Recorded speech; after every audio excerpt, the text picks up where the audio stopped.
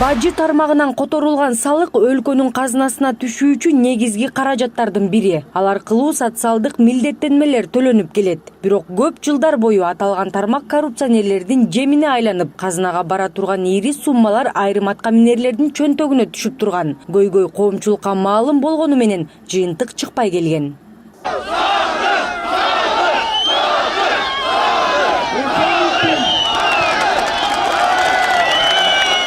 Октябрдагы башаламандыктан соң жаңы бийлик дароо бажы кызматын колго алды. Садыр Жапаров премьер-министр кызматына дайындалары менен аталган тармак түп тамырынан өзгөрө баштагандыгын талдоочулар белгилейт. Кыска убакыт ичинде эле бажы кызматынын жетекчилери 80%га алмашты. Реформанын арты бюджеттин көбөйүшүнө алып келди.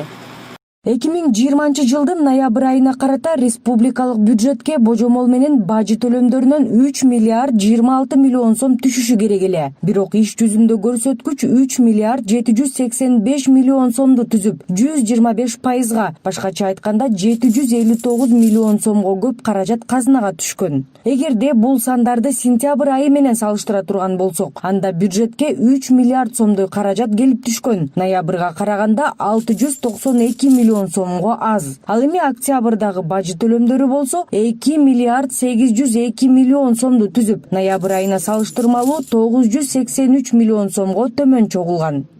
Коррупция менен күрөштү улантуу үчүн жаңы бийлик жаңы кадамдарга барды. Бажы кызматында санарип тамга долбоору ишке кирип, мекеме санариптештирүүгө өттү. Мисалы, ноябрда түштүк, батыш жана баткен өткөрмө бекеттеринде ишкерлер документтерин онлайн толтуруучу пилоттук долбоор ишке кирсе, жакында эле бажы кызматынын борбордук аппаратында кырдаалдык борбор ачылды. Заманбап жабдыктар орнотулган борбор аркылуу бажы бекеттеринен өтүп жаткан товарларды жана транспорттук каражаттарды көзөмөлдөсө болот.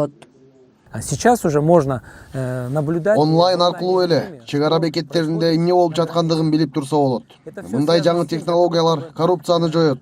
Албетте аткарыла турган жумуштар көп. Бирок жылыш жакшы. Буга мисал бажы кызматы планды ашыра аткаргандыгын айтсак болот. Учурда бажы бекеттеринде жүк ташуучуналар азайгандыгына карабастан төлөмдөр көп чогулууда. Адистердин пикиринде декабрь айында бажы төлөмдөрү 4 миллиард сомду түзүшү ыктымал. Мындай көрсөткүч менен кете берсе, аталган тармактан республикалык казынага түшө турган каражат дагы жогорулайт.